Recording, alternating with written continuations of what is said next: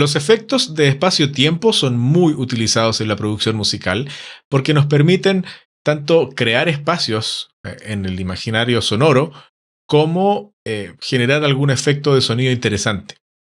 Originalmente las reverberaciones se hacían en salas de reverberación, es decir, piezas acondicionadas para ese efecto, lo cual con el tiempo fue más difícil de mantener, así que surgieron versiones eléctricas que simulaban la reverberación de los espacios y actualmente existen software que mediante algoritmo simulan estas habitaciones o crean efectos de reverberación nuevos. Así que vamos a ver un poco de qué se trata.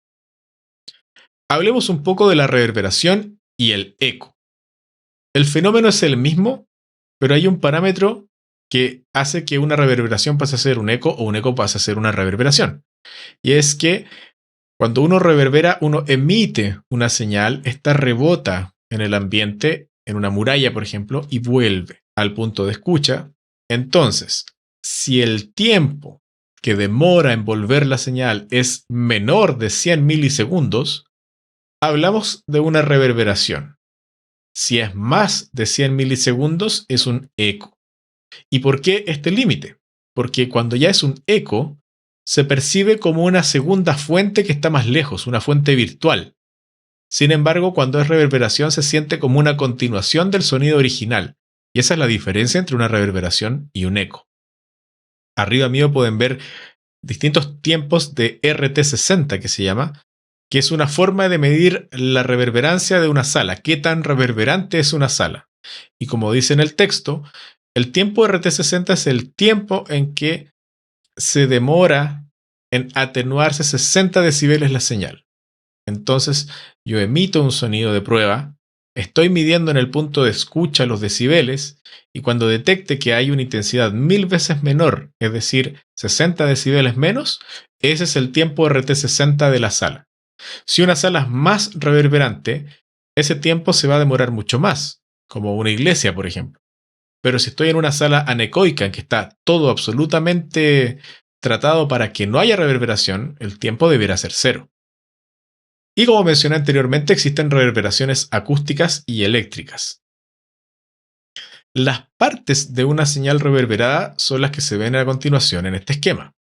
Tenemos la señal original, a la cual se le agregan las reflexiones tempranas, que son los primeros rebotes que llegan de la señal. Después viene el cuerpo de la reverberación y después viene el decaimiento, y todo esto ocurre en un rango de tiempo.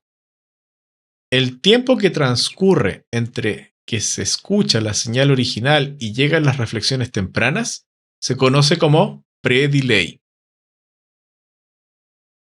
Los tipos de reverberación acústicas que existen son la room, que son las que se generan en habitaciones pequeñas como un dormitorio, y en estas predominan las reflexiones tempranas.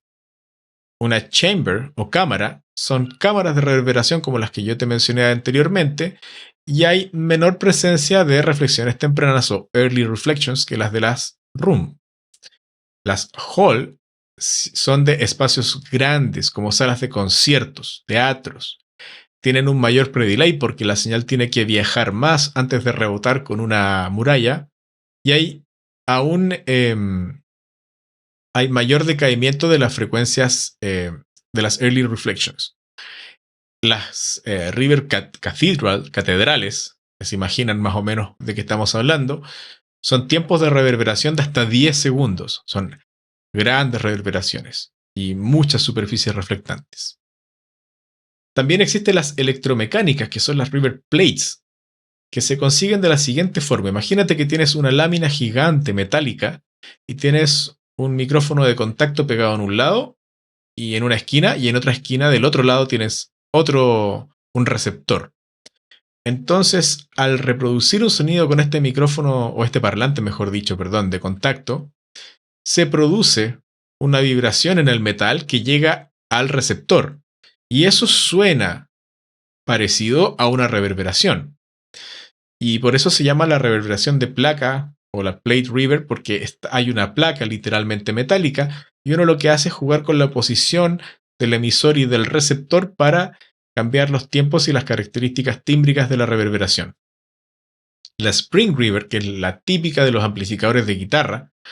No sé si se han dado cuenta, pero algunos amplificadores de guitarra, cuando les dan un golpe o se caen de pequeñas distancias, suena algo extraño, como un látigo.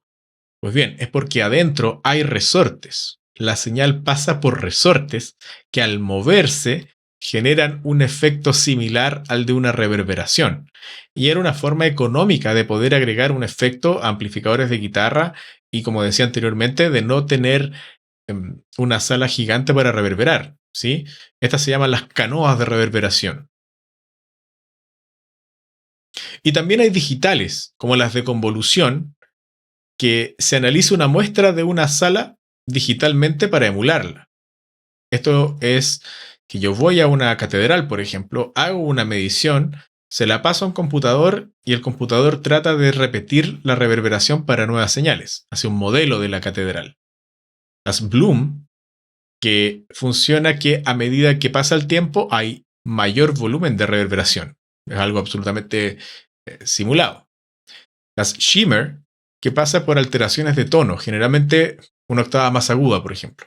Entonces da un efecto un poco angelical, un poco extraño. Es interesante jugar con ese efecto. Las Gated, que se inserta una puerta de ruido que corta el efecto, las típicas baterías de Phil Collins. La reverse, que invierte el desarrollo de la señal reverberada. Entonces se siente también un efecto extraño, distinto. Y las no lineales, que alteran la curva natural de decaimiento, o sea, no se comportan como una superficie normal. El delay es un efecto un poco más simple, en el que una señal es repetida en el tiempo con intervalos configurables. Entonces uno escucha la señal y se repite un poco más despacio y un poco más despacio y así. Y existen análogos y digitales. Y es muy utilizado en guitarras, bajos, violines, en un montón de efectos. Además que se usa mucho como efecto artístico también el delay. Aquí vemos un gráfico de cómo funciona un delay. Vemos que tenemos la original a la izquierda y después surgen repeticiones idénticas pero de menor amplitud y va decayendo en el tiempo y uno puede configurar esto.